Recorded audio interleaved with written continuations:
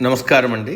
మహాభారతంలో నేడు 106వ అధ్యాయము అంశం యుధిష్ఠరుని అంత్యపరీక్ష.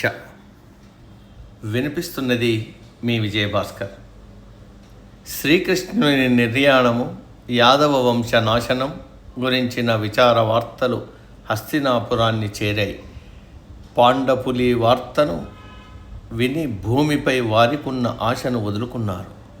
అభిమన్యుడి కుమారుడైన పరీక్షిత్తుకు రాజ్య పట్టాభిషేకం చేసి 5 అన్నదమ్ములు ద్రౌపది పట్టణాన్ని వదిలి వెళ్ళారు. పుణ్యస్థలాలను సేవిస్తూ తీర్థయాత్రలు చేస్తూ హిమాలయ ప్రాంతానికి చేరారు. ఎక్కడిదో ఒక కుక్క కూడా వారిని అనుసరిస్తూ వస్తుంది. అందరూ తమ తుది ప్రయాణంగా పర్వతారోహణలు చేస్తున్నారు. అలా చేసేటప్పుడు అలసిపోయి ఒక్కొక్కరు మరణిస్తున్నారు. చిరుతప్రాయుడైన సహదేవుడు మొదట ప్రాణాలు విడిచాడు. ఆ తరువాత నకులుడు, ద్రౌపది, వారి తరువాత అర్జునుడు, భీముడు మృతి చెందారు. యుధిష్ఠిరుడు తన ప్రేమ స్వరూపులైన తమ్ముళ్ళ ద్రౌపది మరణం చూశాడు. అతడు బహుశాంతంగా యాత్ర సాగిస్తున్నాడు. కుక్క యుధిష్ఠిరుణ్ణి అనుసరిస్తోంది. తన తమ్ముళ్ళందరూ తనను ఒంటరి చేసినా ఆ కొండ ప్రాంత మార్గంలో ఆయాసంగా నడిచి వెళ్తున్న యుధిష్ఠిరునకు ధర్మరాజే శునక రూపంలో వెంటపడింది. ఆ పర్వత ఉన్నత శ్రేణికి చేరిన తరువాత రథారూఢుడైన ఇంద్రుడు యుధిష్ఠిరుడికి ప్రత్యక్షమయ్యాడు. ఇంద్రుడు యుధిష్ఠిరుణ్ణి ఉద్దేశించి, నీ తమ్ముళ్ళు ద్రౌపది నీకంటే ముందే స్వర్గాన్ని చేరారు. శరీర భారంతో నీవు వెనుకబడ్డావు. నీవు ఈ రథం ఎక్కి నాతో రా, నేను నిన్ను తీసుకుని వెళ్ళడానికి వచ్చాను అన్నాడు. యుధిష్ఠిరుడు ఇంద్రుని రథం ఎక్కడానికి వెళ్తుండగా కుక్క కూడా ఎక్కేందుకు రథంపైకి పాకులాడుతోంది. వద్దు వద్దు, స్వర్గంలో కుక్కలకు స్థలం లేదు అంటూ ఇంద్రుడు కుక్కను కిందికి తోసేశాడు. అలాగైతే స్వర్గంలో నాకు కూడా స్థలం లేదు అని యుధిష్ఠిరుడు అన్నాడు. నా విశ్వాసపాత్రమైన కుక్కను వదలాల్సిన అవసరం లేదు, నేను రథం ఎక్కను అంటూ మానేశాడు. ధర్మరాజు తన కుమారుడు యుధిష్ఠిరుడి విశ్వాసాన్ని పరీక్షించేందుకు కుక్క రూపంలో వచ్చాడు. యుధిష్ఠిరుడి ధర్మచర్యలకు ఎంతో సంతోషించి కుక్క రూపంలో ఉన్న ధర్మరాజు మాయమయ్యాడు. యుధిష్ఠిరుడు స్వర్గానికి చేరాడు. అక్కడ దుర్యోధనుడు చూశాడు. అతడు అందమైన సింహాసనంపై కూర్చుని ఉన్నాడు. అతడు సూర్యకాంతి వలె ప్రకాశిస్తున్నాడు. అతని చుట్టూ వీరాది దేవి ఇతర దేవతలు పరివేష్టించి ఉన్నారు. యుధిష్ఠిరుడు తన తమ్ముళ్లను కానీ ఇతరులను కానీ అక్కడ చూడలేదు. అతడు ఆశ్చర్యపోయాడు. యుధిష్ఠిరుడు, ఓ స్వర్గలోక వాసులారా, నా తమ్ముళ్ళు ఎక్కడున్నారు? ఈ ఆశాపరుడు బుద్ధి తక్కువవాడు ఇక్కడున్నాడు. నేను అతడితో కాలక్షేపం చేయలేను. ఇతని ఈర్ష్య చేత పగచేత మేము బంధువులను స్నేహితులను చంపుకున్నాం.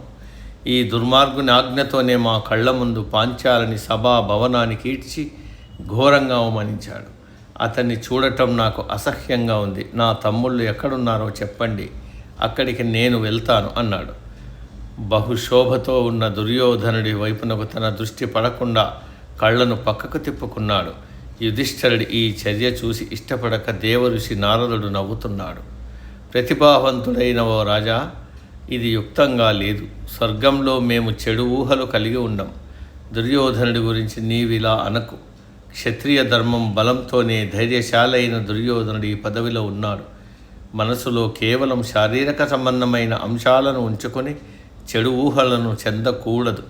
న్యాయాన్ని అనుసరించి రాజు దుర్యోధనుడితో కూడా ఇక్కడే ఉండు. అసహనానికి పగకు స్వర్గాన తావులేదు. నీవు నీ శరీరంతోనే స్వర్గానికి వచ్చావు కనుకనే నీవు ఇలాంటి ఊహలున్నాయి. కుమారా, వాటిని విడిచిపెట్టు అన్నాడు నారదుడు.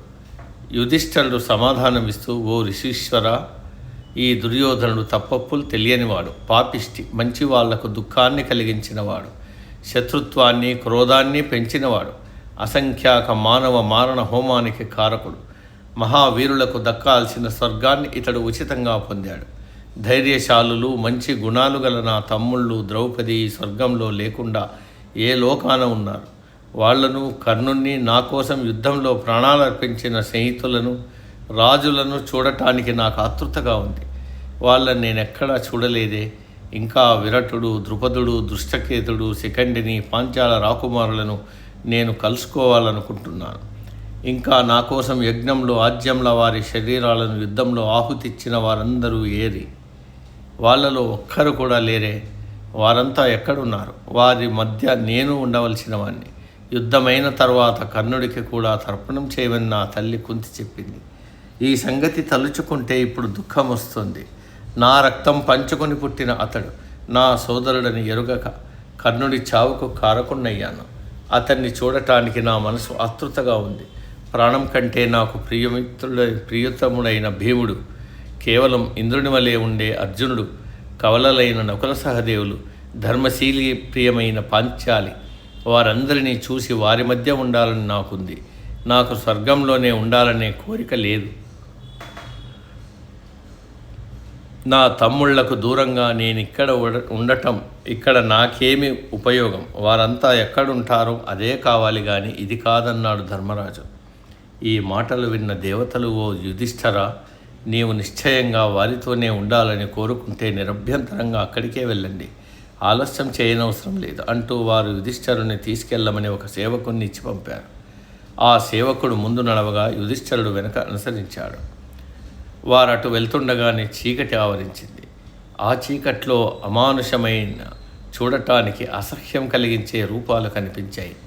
రక్తపు బురదలు, దుర్వాసన గల విసర్జన పదార్థాల్లో ఈదుకొని వెళ్ళారు. ఈ మార్గం మాంసం ముక్కలతో, ఎముకలతో, చనిపోయిన వారి శిరోజాలతో నిండి ఉంది. పురుగులంతటా మునుగుతూ తేలుతున్నాయి. భరించరాని దుర్గంధం వెదజల్లుతుంది. అంతటా మానవ అవయవ ఖండాలే కనిపిస్తున్నాయి. యుధిష్ఠరుడు భయభ్యల్యుడయ్యాడు, తత్తరపాటు చెందాడు. అతడిలా వెళ్తుండగా అతని మనసులో వేల కొలది ఊహలు మెదిలి బాధ పెడుతున్నాయి. ఈ మార్గం మనం ఇంకా ఎంతవరకు వెళ్ళాలి? నా తమ్ముళ్ళు నిజంగా ఎక్కడున్నారు మిత్రమా, నాకు చెప్పు అని యుధిష్ఠుడు ఎంతో హృదయ విదారకమైన మనసుతో సేవకుని అడిగాడు. ఆ సేవకుడు నెమ్మదిగా, నీకు ఇష్టం కాకపోతే మనం తిరిగి వెళ్ళిపోదామన్నాడు. ఆ ప్రదేశంలో ఉన్న దుర్వాసన భరించలేక యుధిష్ఠిరుడికి తిరిగి వెళ్ళాలనే బుద్ధి పుట్టింది. కానీ అతడి ఊహను తెలుసుకున్నట్లు అదృశ్యమైన, అశ్రావ్యమైన ధనులు తనకు పరిచయమైన వాటి వలె యుధిష్ఠిరుడికి వినపడ్డాయి. ఓ ధర్మపుత్ర, మరలిపోకు, కొన్ని నిమిషాల కాలమైనా ఇక్కడ ఉండు. నీవిక్కడ ఉండటంతో మాకు క్షణికంగానైనా బాధలు తప్పాయి.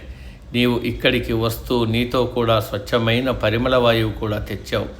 కావున మా కష్టాలు కొంతమేర తగ్గినట్లున్నాయి. కుంతీ కుమార, నీ దర్శనమే మాకు సౌఖ్యాన్నిస్తూ మా బాధను తగ్గిస్తున్నది కనుక కొద్ది కాలమైనా సరే ఇక్కడ ఉండు, తిరిగిపోకు. నీవిక్కడుంటే మా బాధల్లో తీవ్రత తగ్గినట్లుంది అని అదృశ్య ధ్వనులు వేడుకున్నాయి. తన చుట్టూ నుంచి వస్తున్న శబ్దాలను వింటూ యుధిష్ఠిరుడు మనసులో చాలా బాధపడుతూ చకుతుడై నిలబడ్డాడు.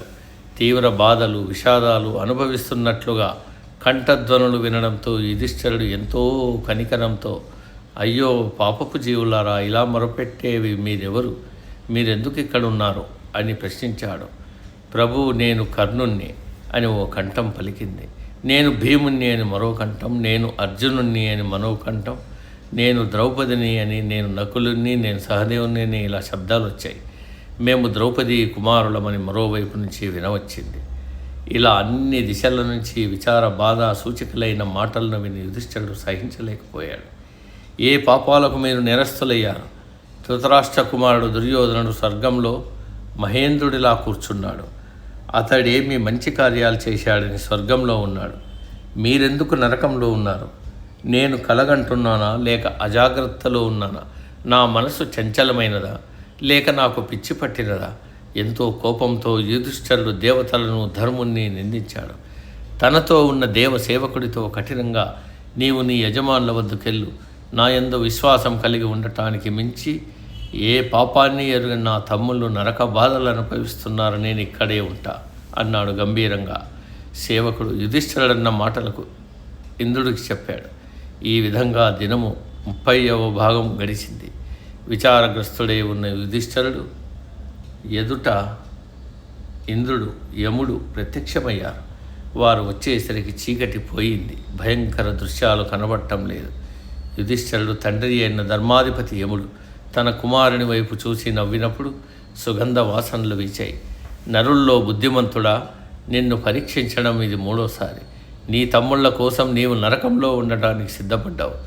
కొద్ది కాలమైన రాజులకు, రాజ్య పరిపాలకులకు నరకద్వారం ద్వారా వెళ్ళడం తప్పదు. అందువల్లనే దిన ప్రమాణంలో 30వ భాగ కాలం నీవు నరకం బాధ పొందడానికి పాత్రుడవయ్యావు. గొప్ప కీర్తిమంతుడగు నీ సవ్యసాచి కానీ, నీ ప్రేమాస్పదుడైన భీముడు కానీ నిజంగా నరకంలో లేనేలేరు. న్యాయవర్తి అయిన కర్ణుడు నరకంలో లేడు. ఇంకా నీవు ఎవరెవరు నరకంలో బాధపడుతున్నారని తలిచావు, వారెవ్వరూ నరకంలో లేరు. అదంతా నిన్ను పరీక్షించడానికి కల్పించిన ఇంద్రజాలం. ఇది నరకం కాదు, స్వర్గం.